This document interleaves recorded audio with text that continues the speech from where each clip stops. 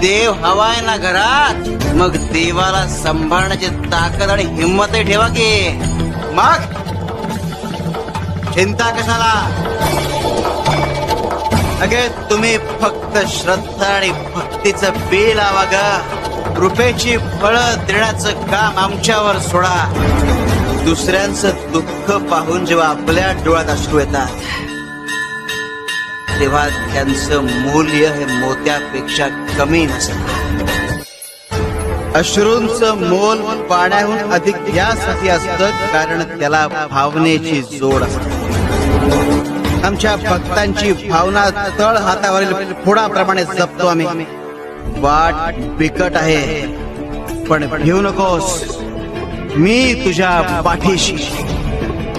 Shiv Shankar Shambho.